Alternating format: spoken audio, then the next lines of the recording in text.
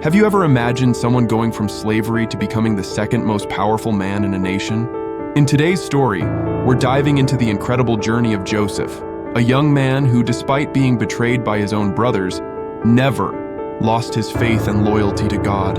A mind-blowing journey that took him from being a slave to ruling as the governor of Egypt.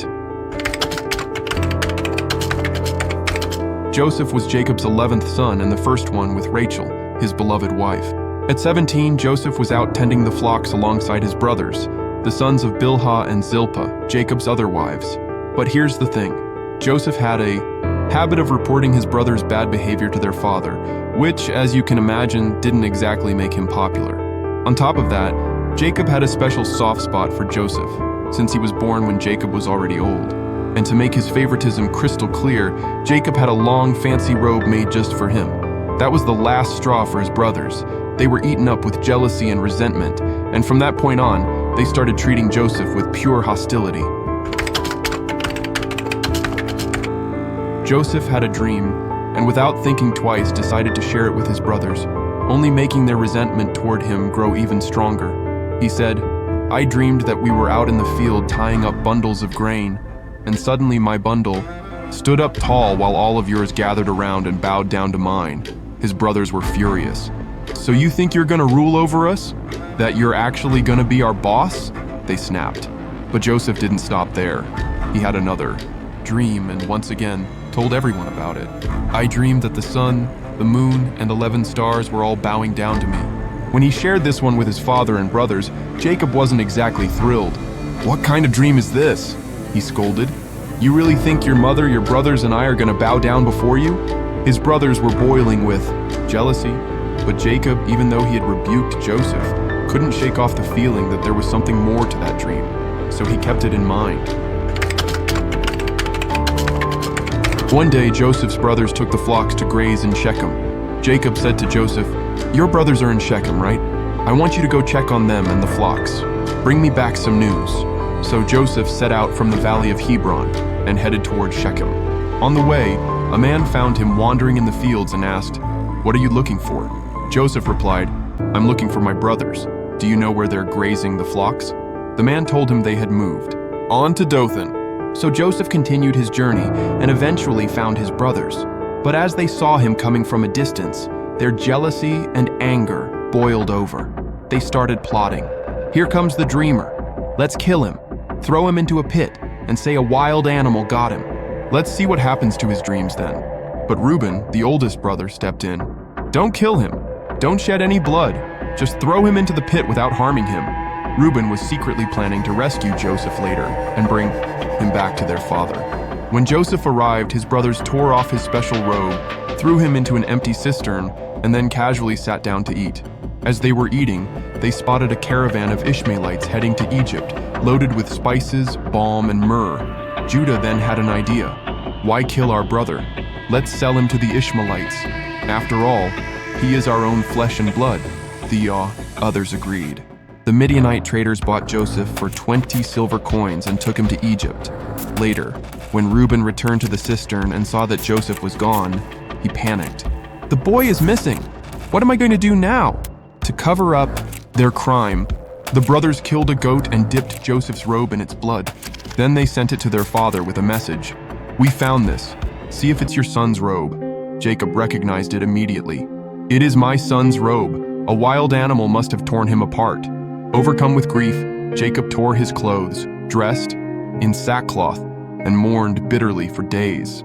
Despite his sons and daughters trying to comfort him, he refused. "I will mourn for my son until I join him in the grave," he said. And so, Jacob's sorrow went on, while Joseph was carried away as a slave to Egypt. Joseph was taken to Egypt and sold by the Ishmaelites as a slave to Potiphar, an officer of Pharaoh and the captain of the guard. But even in a foreign land, the Lord was with Joseph. Everything he did turned out well, and Potiphar couldn't help but notice.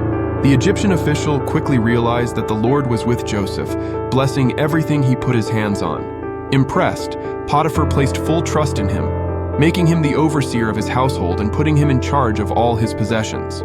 From the moment Joseph took over, Potiphar's household was abundantly blessed because of him. The Lord brought prosperity to both his home and his fields. So Potiphar handed everything over to Joseph, living worry-free. His only concern was what was on his plate.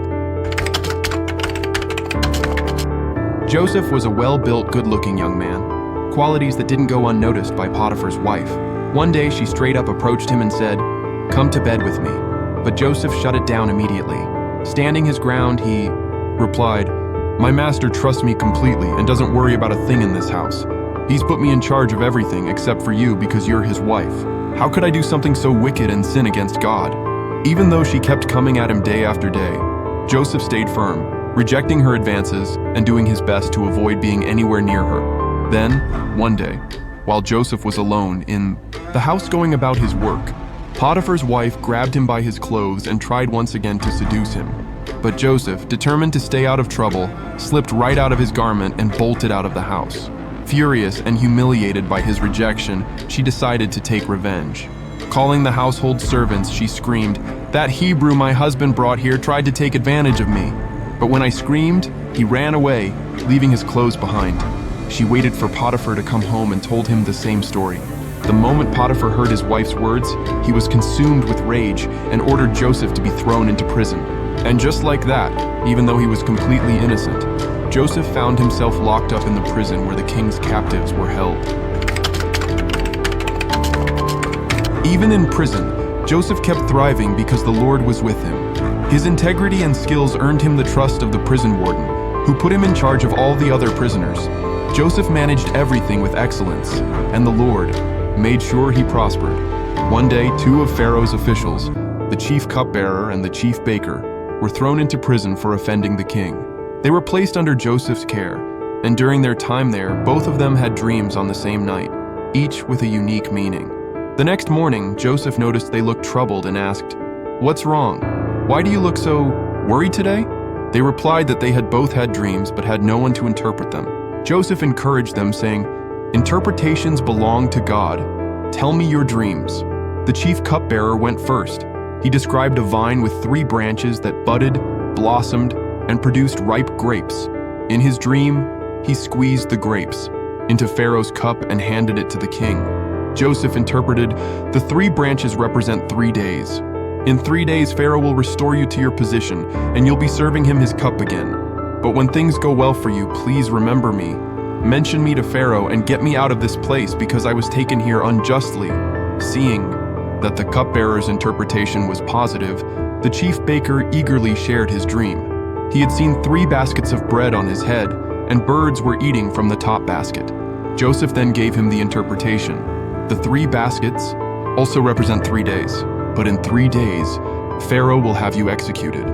Your body will be hung on a tree, and the birds will eat your flesh. 3 days later, on Pharaoh's birthday, everything happened exactly as Joseph had said. The king restored the cupbearer to his position, but sentenced the baker to death. However, despite his promise, the chief cupbearer completely forgot about Joseph, leaving him stuck in prison.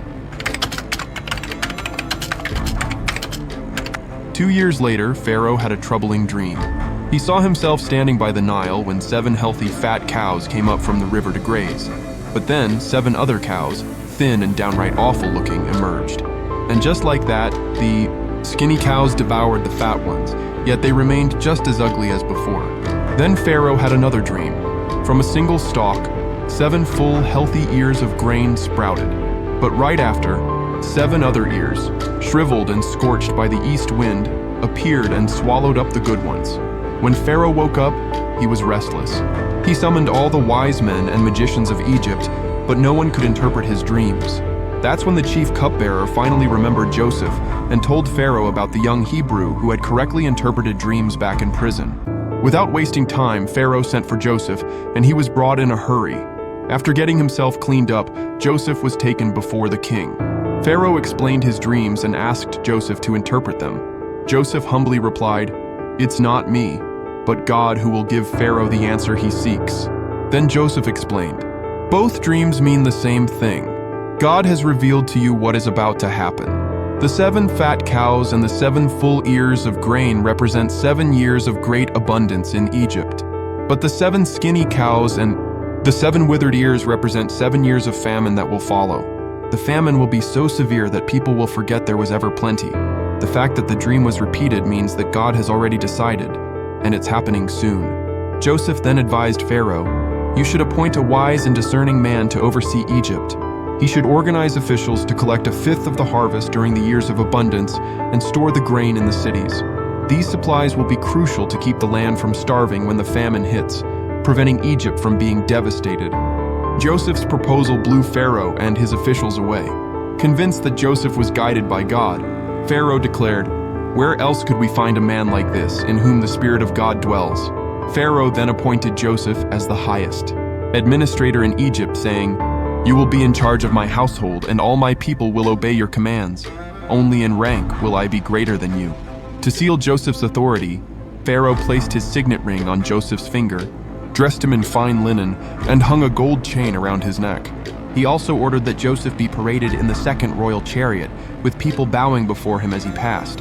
Joseph was officially named the governor of all Egypt and was given a new name, Zaphanath-Paneah. Pharaoh also gave him Asenath, the daughter of Potiphera, priest of On, as his wife. With that, Joseph began his duties, traveling throughout the land and overseeing the kingdom. He was only 30 years old when he stepped into this massive role.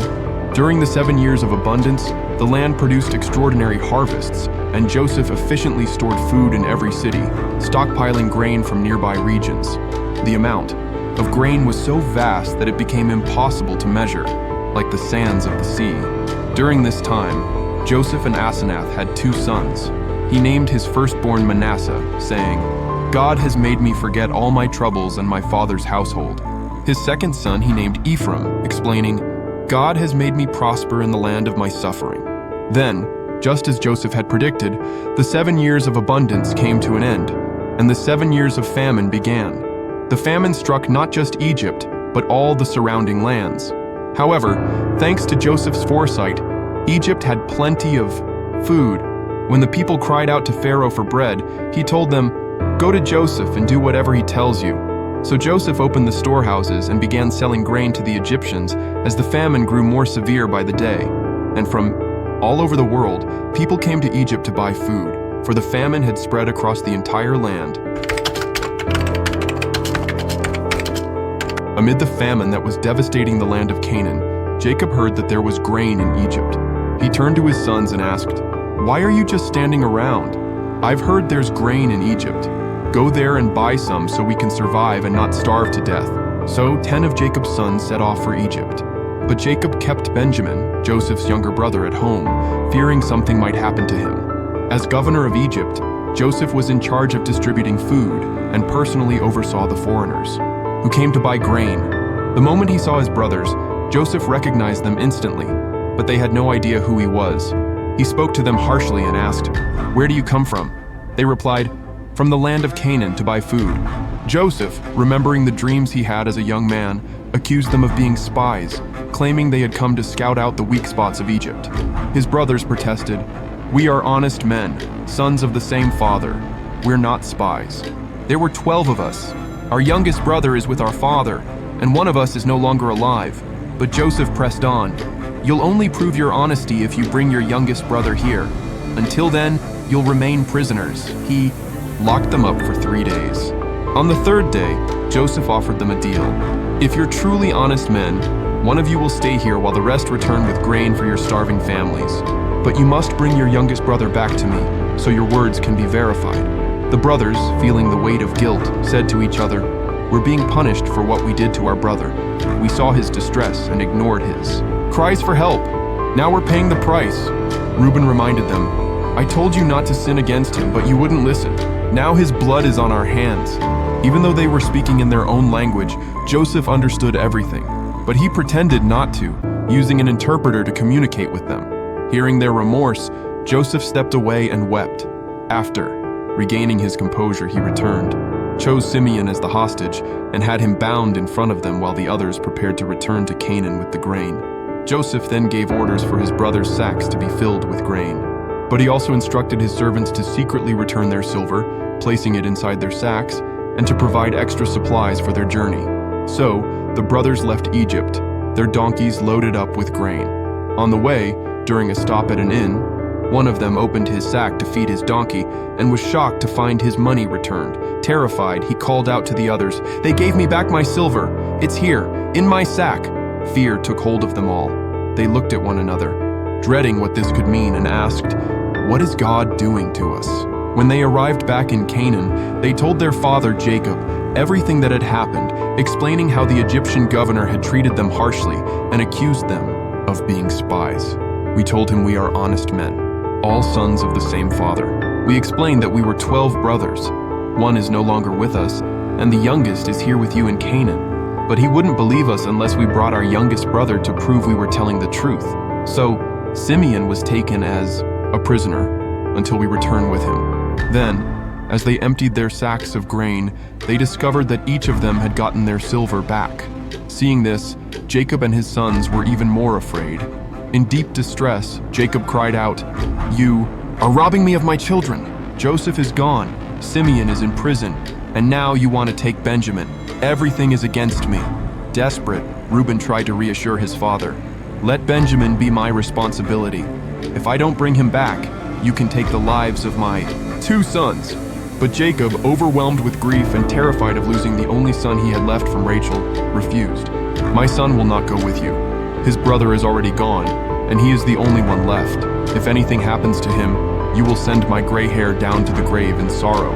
However, the famine continued to ravage the land, and before long, the food they had brought from Egypt ran out. Concerned, Jacob told his sons, "Go back to Egypt and buy more food for us." But Judah reminded him of the Egyptian governor's strict orders. That man made it clear, "You won't see my face unless your youngest brother is with you. If you let Benjamin go with us, we will go. If not, there's no point in returning." Frustrated, Jacob asked, "Why did you even tell him you had another brother? Why bring this trouble upon me?" The brothers explained that they had no choice. The man asked specific questions about our family. He wanted to know if our father was still alive and if we had another brother. We simply answered, "How could we have known he would demand that we bring Benjamin?" Seeing no other option, Judah pleaded with Jacob, "Let the boy go with me so we can go back and save all our lives. Ours, yours, and even our children's. I will personally guarantee his safety. If I don't bring him back, I will bear the guilt forever." By now, we could have already gone and returned twice if we hadn't delayed so long. Finally, Jacob gave in and said, "If there's no other way, do this. Take some of the best products of our land as a gift: balm, honey, spices, myrrh, pistachios, and almonds. Take double the silver with you and return the money that was found in your sacks. It may have been a mistake, and take your brother as well. May God Almighty grant you mercy before the man so that he will release your other brother and let Benjamin come back. As for me, if I must lose my children, then so be it." After gathering the gifts, double the money, and Benjamin, Joseph's brother, set off once again for Egypt. When they arrived, they presented themselves before Joseph. The moment Joseph saw Benjamin among them, he gave instructions to the steward of his house. "Take these men to my house, slaughter an animal, and prepare everything, for they will dine with me at noon." The steward obeyed and brought the brothers into Joseph's house. Fear gripped the brothers as they were led inside. They suspected that Joseph was bringing them there because of the silver that had mysteriously reappeared in their sacks last time. They worried that he was setting them up, planning to enslave them and take their donkeys. At the entrance of the house, they approached Joseph's steward and explained, "Sir, we came here before to buy food, but when we stopped for the night, on our way back, we found that each of us still had our silver in our sacks. We don't know who put it there, but we've brought it back along with more silver to buy additional grain." The steward responded calmly, "Peace be with you. Don't be afraid. Your God, the God of your father, must have put treasure in your sacks. I received your payment." Then he brought Simeon out to them. Inside Joseph's house, the steward provided water for them to wash their feet and fed their donkeys. While they waited for Joseph, they prepared the gift they would present to him at noon. When Joseph arrived, they bowed to the ground before him and handed over their gifts. Joseph asked about their father. "Your old father, the one you told me about, how is he? Is he still alive?" They replied, "Our father is well and still alive," and bowed once more. Then Joseph looked up and saw Benjamin. "So this is your youngest brother, the one you told me about?" he asked. Overcome with emotion, he added, "May God be gracious to you, my son." Deeply moved, Joseph had to leave the room to control his tears. He went into a private chamber, wept, washed his face, and composed himself before returning. Then he ordered, "Serve the meal." During the meal, Joseph had portions of food served to everyone, but Benjamin's portion was 5 times larger than the rest. They ate and drank with Joseph, celebrating together, completely unaware of what he was about to reveal. Then, Joseph gave an order to his steward, "Fill his brothers' sacks with food, return their silver to their sacks, and hide my silver cup in the youngest one's sack." At dawn, the brothers set off with their donkeys, but soon after they had left, Joseph sent his steward after them with instructions to confront them, accusing them of stealing, specifically his silver cup, the one he used for divination. Shocked, the brothers denied the accusation and even declared that if the cup was found with any of them, that person would become a slave, while the rest would go free. The steward searched each sack carefully, starting with the oldest and working his way down. When he reached Benjamin's sack, there it was, the silver cup. Devastated, the brothers tore their clothes in mourning and returned to Joseph's house. There, they threw themselves to the ground before him. Joseph, maintaining his stern posture, questioned them about what had happened. Then Judah stepped forward, speaking on behalf of the brothers. With humility and courage, he admitted that God had exposed their guilt and offered all of them as slaves. But Joseph refused. "Only the one who had the cup will stay as my slave. The rest of you are free to return to your father." Judah, determined and desperate, spoke again, this time delivering an impassioned plea. He explained the deep bond between their father, Jacob, and his youngest son, Benjamin. He made it clear that if they returned home without Benjamin, their father, already broken from losing another son, would surely die of grief. Judah reminded Joseph that he had personally guaranteed Benjamin's safety and, in a selfless act, offered himself as a slave in his brother's place, begging for Benjamin's freedom. This heartfelt speech marked a turning point in the story, revealing the transformation of Joseph's brothers and the weight of the remorse they carried for their past actions. The tension had reached its peak. Everything was leading to a crucial moment. Joseph, unable to hold back his emotions any longer, ordered everyone to leave the room, except for his brothers. Once they were alone, he revealed his true identity. Overcome with emotion, he wept so loudly that the Egyptians and even Pharaoh's household could hear him. Through his tears, Joseph said, "I am Joseph. Is my father still alive?" His brothers were frozen, too shocked and terrified to respond. Seeing their reaction, Joseph called them closer and reassured them, "I am Joseph, your brother, the one you sold into Egypt." But instead of anger, Joseph showed them kindness, trying to calm their fears. "Don't be distressed or angry with yourselves for selling me. God sent me ahead of you to save lives. We're only in the 2nd year of famine. There are still 5 more years without harvests. God put me here to preserve your lives and your families through a great deliverance. It wasn't you who sent me here, but God. He made me like a father to Pharaoh and ruler over all of Egypt." Then Joseph gave them clear instructions. "Hurry back to my father and tell him, 'Your son Joseph says, God has made me ruler over all Egypt. Come down to me without delay. You will live in the land of Goshen, close to me, along with your children, grandchildren, flocks, herds, and everything you own. I will provide for you there because 5 more years of famine are coming. This way you and your family won't suffer." With deep affection, Joseph continued, "You can see for yourselves, and so can my brother Benjamin, that it is really me speaking to you. Tell our father about all my glory in Egypt and everything you have seen. Now hurry, bring our father here." Then, in a powerful moment, Joseph threw his arms around Benjamin and wept, while Benjamin wept on his shoulder. One by one, he embraced and kissed each of his brothers, breaking down the years of separation. Finally, his brothers, now relieved, spoke with him, sealing this long-awaited moment of reconciliation and family unity. Joseph didn't just forgive them, he sent them off with an incredibly generous farewell. Under Pharaoh's orders, Joseph provided them with carts to make their return to Canaan easier. He also gave them enough supplies for the journey and gifted each brother with new clothes. But to Benjamin, his youngest brother, he gave special treatment, 300 silver coins and 5 fine robes, showing his deep love for him. For Jacob, his father, Joseph sent an entire convoy filled with gifts, 10 donkeys carried the finest treasures of Egypt, while 10 female donkeys were loaded with grain, bread, and provisions, ensuring his father had a comfortable and safe journey. With a final word of wisdom, Joseph warned his brothers, "Don't argue on the way back." Filled with emotion, the brothers set off for Canaan, carrying news that would change Jacob's life forever. When they arrived, they announced, "Joseph is still alive. He is the governor of all Egypt." The shock was so overwhelming that Jacob's heart nearly stopped. He couldn't believe what he was hearing. But as he saw the carts Joseph had sent and listened to the full story from his sons, his spirit was revived. With tears in his eyes and a new sense of hope, he declared, "It is enough. My son Joseph is still alive. I will go see him before I die."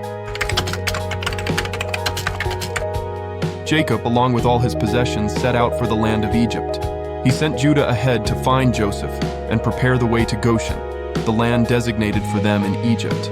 When they arrived in Goshen, Joseph, overwhelmed with emotion, prepared his chariot and went to meet his father. The moment Jacob saw Joseph, he threw his arms around his neck and wept for a long time. With tears in his eyes, Jacob said, "Now I can die in peace, for I have seen your face and know that you are alive." The story of Joseph, marked by trials, faith, and reconciliation, came to its resolution with the fulfillment of God's promises. Settled in the land of Goshen, under Joseph's protection and care, Jacob and his family prospered. Meanwhile, Joseph continued to rule as Pharaoh's second in command. Joseph remained in Egypt, watching his children and grandchildren grow. At the end of his life, at 110 years old, he gathered his family and prophesied, "God will surely come to your aid and take you to the land he promised to Abraham, Isaac, and Jacob." And so ended the life of Joseph, the dreamer who became the governor of Egypt. His journey stands as a testament to how faith, perseverance, and forgiveness can turn suffering into redemption and reveal God's greater purpose in all things. The story of Joseph teaches us that God is in absolute control, even when circumstances seem chaotic or unfair. Through Joseph's example, we're reminded that suffering is often part of God's plan to shape us, teach us, and fulfill His eternal purposes. As Joseph told his brothers, "You intended to harm me, but God turned it for good." Another key lesson is faithfulness, no matter the circumstances. Joseph remained faithful to God in Potiphar's house, in prison, and later as the governor of Egypt. His story teaches us to live with excellence in whatever role God places us, trusting that He is working all things for the good of those who love Him. Lastly, Joseph's story points us to Christ, the true Savior. Just as Joseph was rejected and suffered to save his family from famine, Jesus suffered and died to bring us true salvation. Joseph's journey encourages us to trust God fully, even in difficult times, and to see beyond the moment, understanding that His greater purpose is always at work. If you made it this far, support the channel by leaving a like and subscribing for more Bible stories like this. And if you want to learn about Jacob, Joseph's father, the man who wrestled with God, I'll leave a card right here. Just click and watch. See you next time.